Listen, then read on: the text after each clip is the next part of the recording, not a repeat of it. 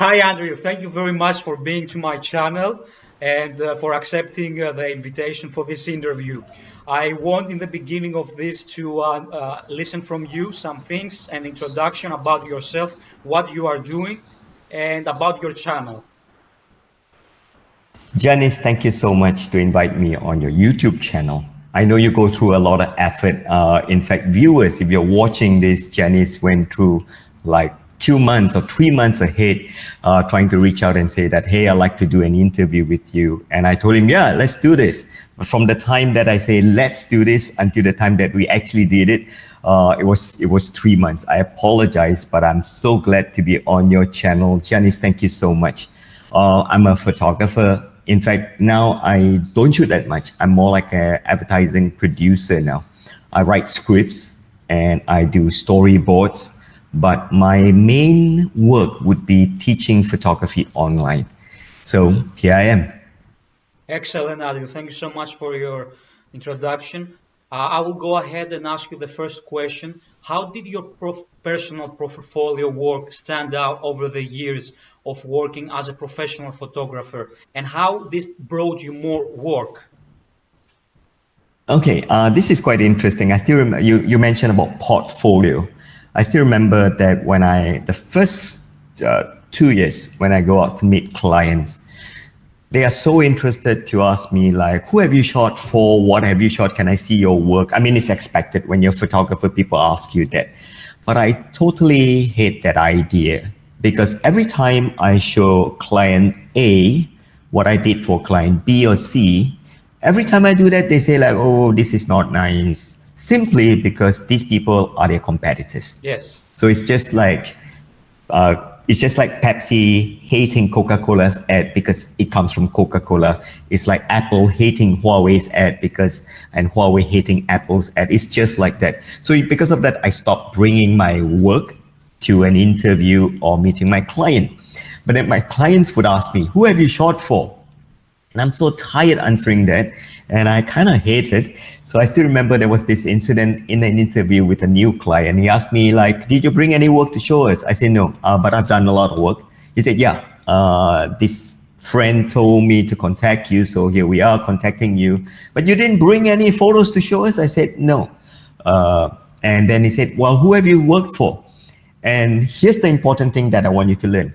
If you are doing your own business, it's very important that the first 1 to 2 or 3 years that you get good customers, good brands as your customers.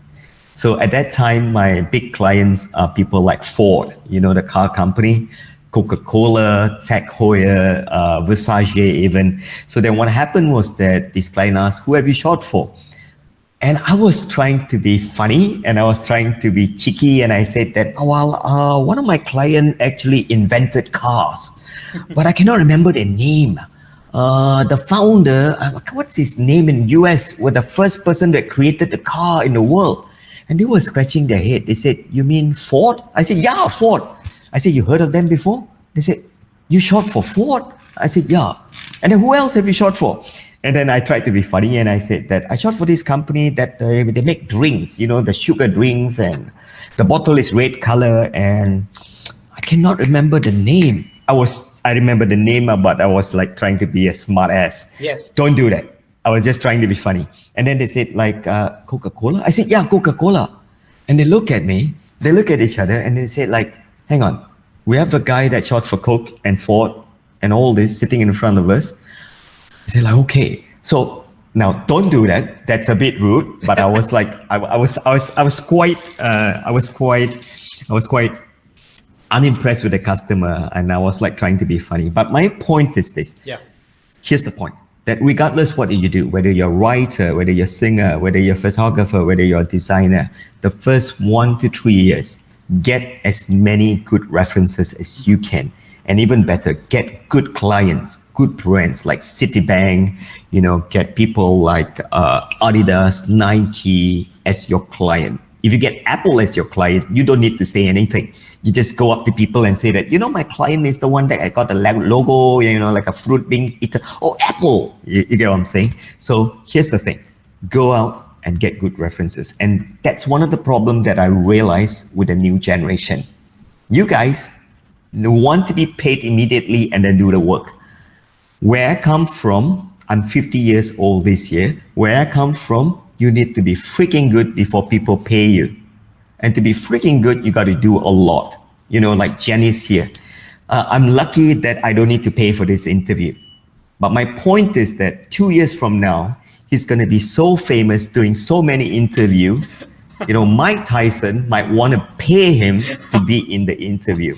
Thank But you to so do much, that, you Andrew. need to, I mean, true. I mean, to do that, you need to do a lot of interview. I'm going to have like Yes. David Beckham, you know, that's important.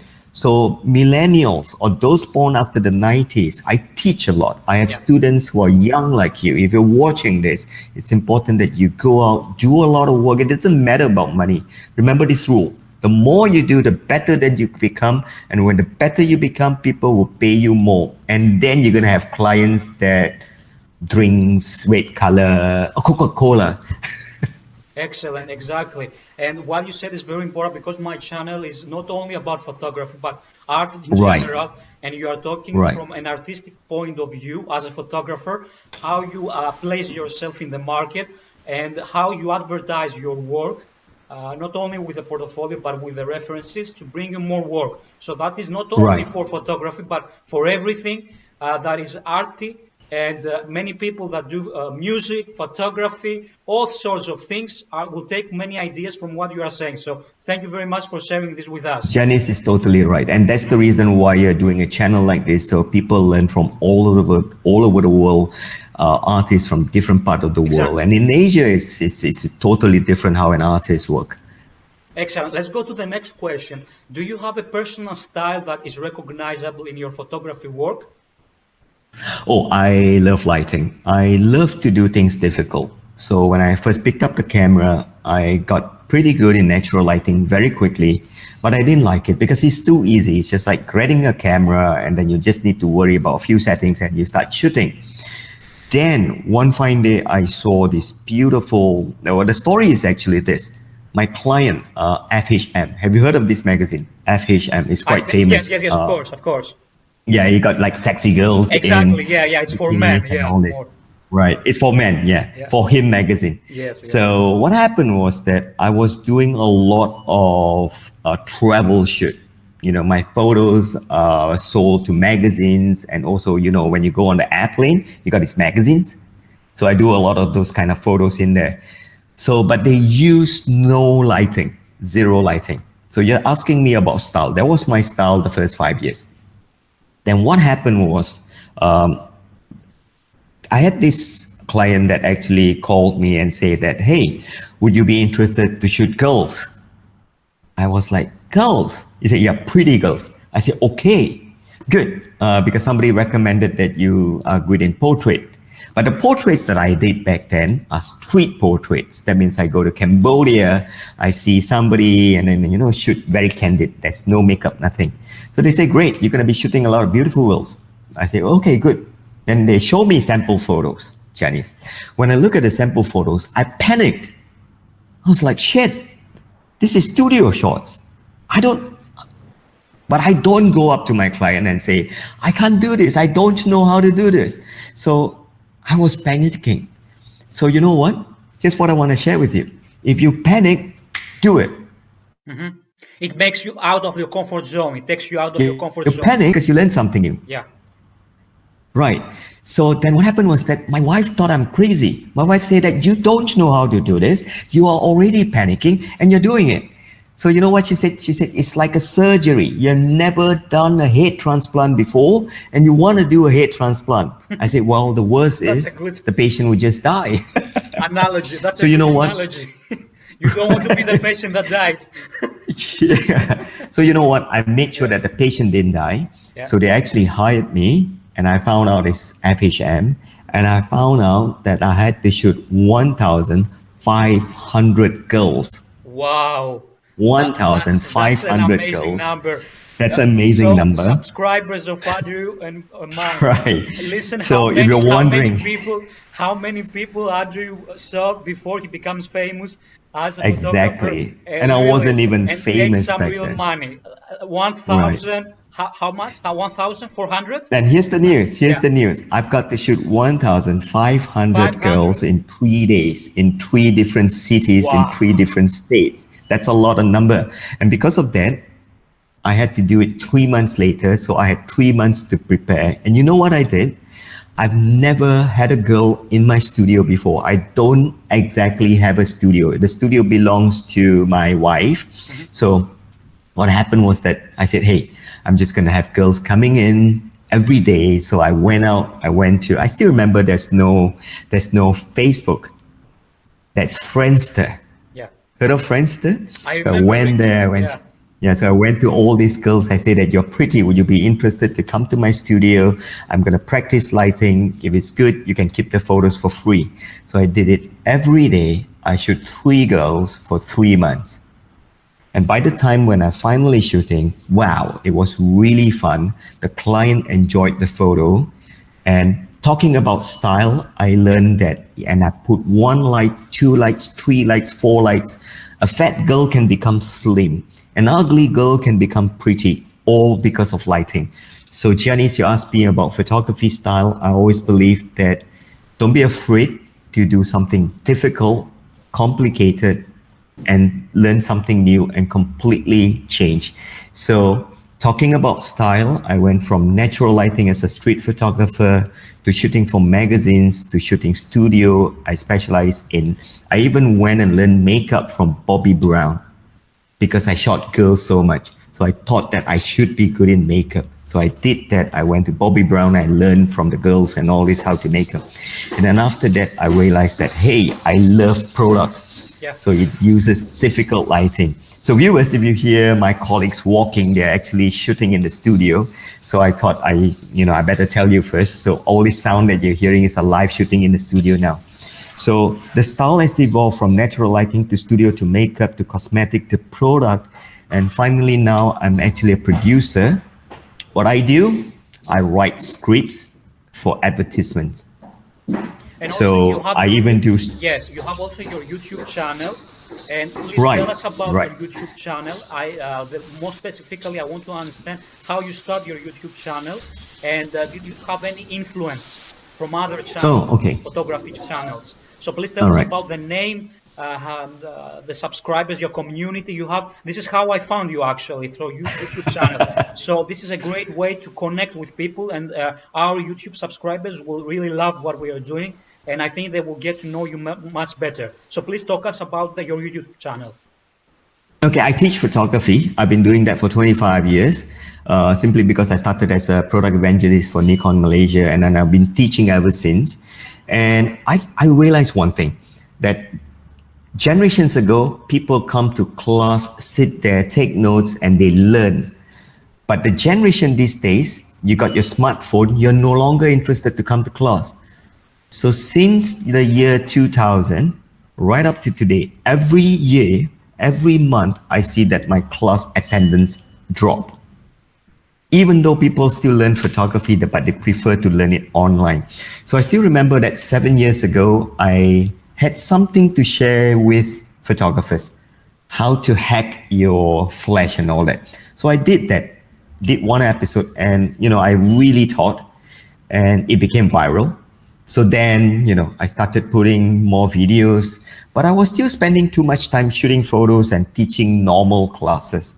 So when COVID-19 pandemic happens, I realized that, hey, I can't go out, I can't shoot.